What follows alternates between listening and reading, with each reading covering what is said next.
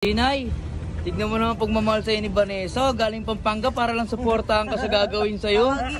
Oh. Pagkagising mo ng kama, tumayo na. O diba? Kapal na mukha niyang kaibigan mo.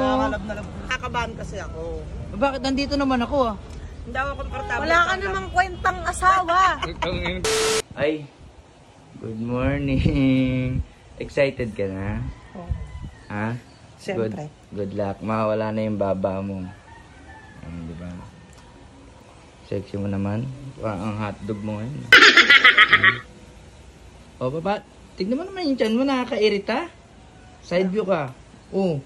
Parang kang jaundice. Ayun, dapat yung mine-maintain mo. Dapat nag-ano ka. Nag-diet. So, ayun guys. Pupunta na kami sa Narsan Building sa Quezon City yan. Kay Doc Sueco at kay Doc Ruben.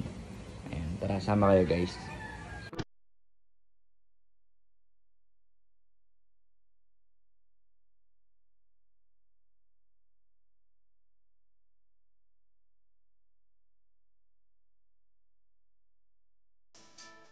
O Tinay, tignan mo naman pagmamahal sa'yo ni Vanessa. Galing Pampanga para lang suportahan ka sa gagawin sa'yo. Oh. Pagkagising mo ng kama, tumayo na. O diba? Kapal na mukha niyang kaibigan mo. Nakapantulog pa ako. Pinapunta mo rito para lang suportahan ka sa gagawin sa'yo. Kinakabahan kasi ako. Bakit nandito naman ako ah? Hindi ako komportable. Wala ka namang kwentang asawa. Tara na. Ano naman sa Sueco Aesthetic ha? Pang ilang punta mo na yan? Pangalawa. Ha? Pangalawa lang. Hindi ka pa ba kontento sa mukha mo? Tingin mo sa kakaano mo, nagmumukha ka ng maganda.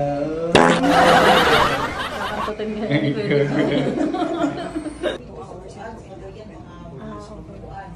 Kala ko 8 hours ka. Ano yung gagawin sa'yo ni Doc?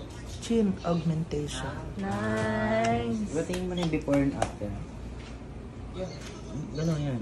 Yeah. Mawawala na yung chin mo. Mawawala to. Lulubog yan pa ganun. Lulubog naman. Grabe naman yung lulubog. Salamat ka kay Vanessa. Yung supporta niya mula Pampanga para lang samahan ka. Kaya nga love na love ko yan si Vanessa eh.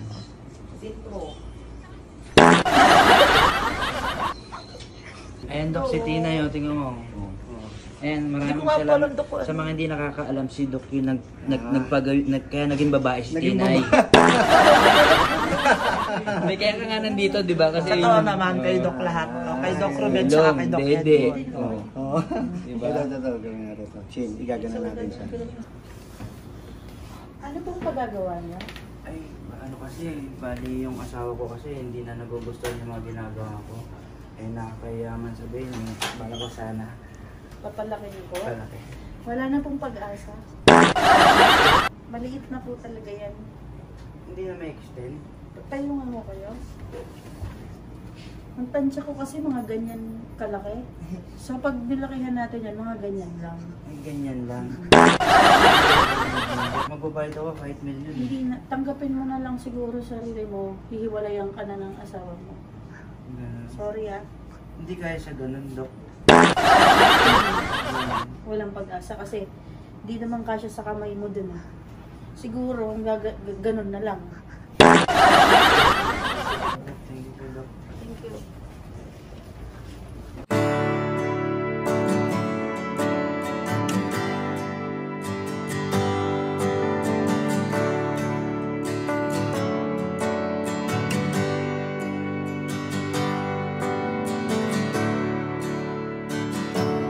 Siyempre maraming salamat. Si Doc yung nagpabago ng buhay namin. Tignan niyo naman dati, hindi ako nagpipicture. Pero tignan mo, sa video ko, di ba?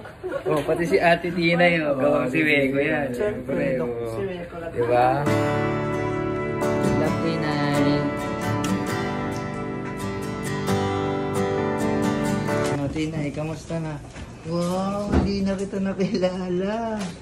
Ano, happy ka naman?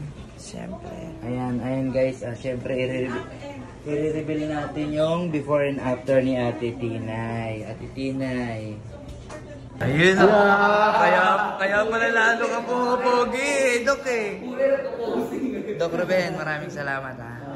Kaya pala pumapogi ka lalo eh. Pala sikreto nyo eh. Ito pala yung sikreto ng mga doktor natin, oh. Puta. Yung pogi. Doc Ruben, thank you very much po.